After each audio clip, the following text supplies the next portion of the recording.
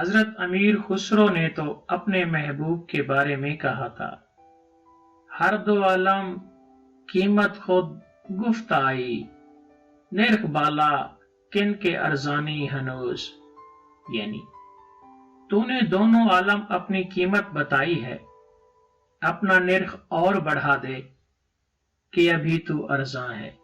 ہمارے دور میں بازار کی ہر چیز یہ سمجھ بیٹھی ہے کہ خسرو یہ بات میرے بارے میں کہہ گئے ہیں، اس لیے ہر جنس کے بھاؤ میں چڑھاؤ ہی چڑھاؤ ہے، اتار کا سوال ہی پیدا نہیں ہوتا۔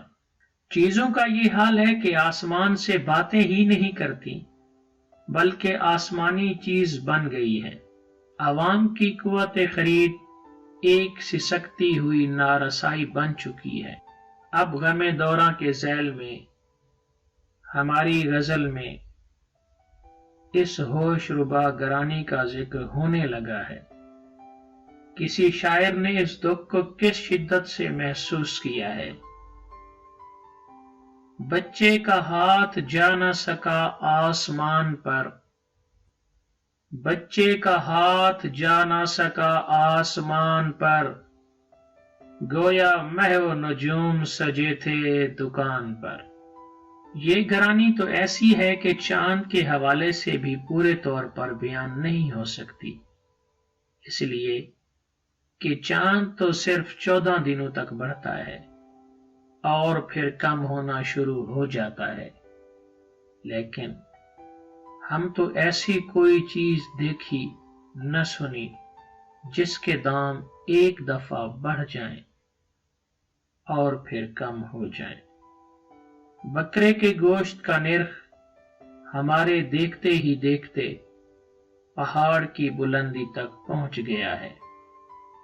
گوالوں کی آنکھوں کا پانی ایسا مر گیا ہے کہ منہ سے کہتے ہیں 115-20 یا کہ 110 والا۔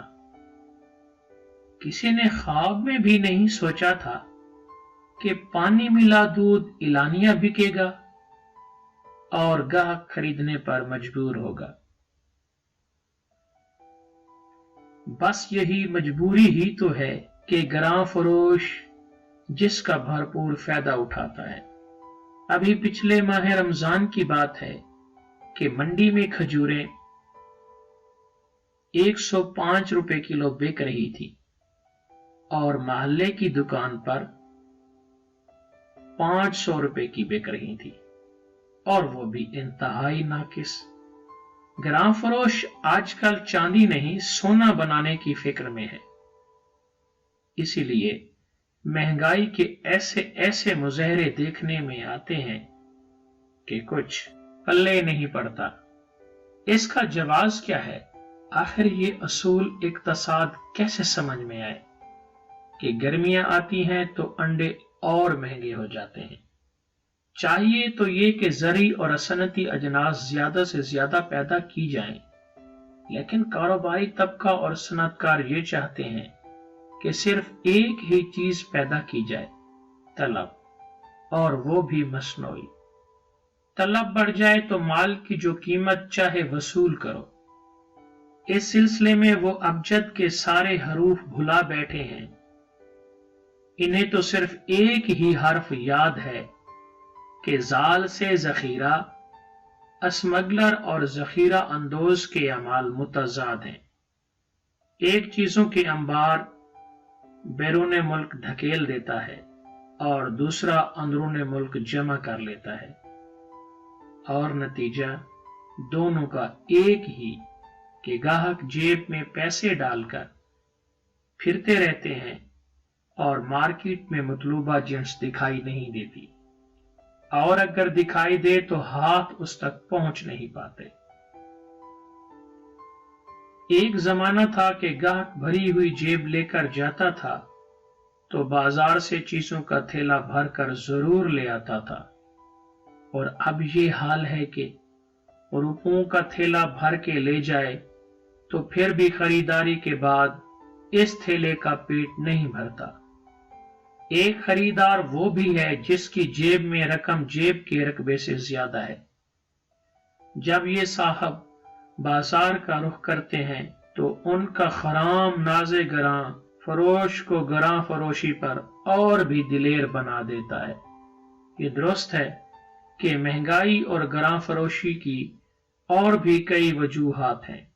تیل کی قیمتوں میں اضافہ، فیشن پرستی بھی، زہرداری بھی، قرضوں کی ادائیگی بھی، خسارے کی سرمایہ کاری بھی، برآمدات کی کثرت بھی اور افراط زر بھی، لیکن یہ سب مادی اسباب ثانوی حیثیت رکھتے ہیں اور بنیادی سبب صرف اور صرف انسان کی خود غرضی ہے۔ راتوں رات قارون بن جانے کی ہوس ہے، رزق کے بارے میں آنے والے کل کا خوف ہے۔ منافع خوری نفسیاتی بیماریوں میں سے ایک مہلک مرض ہے۔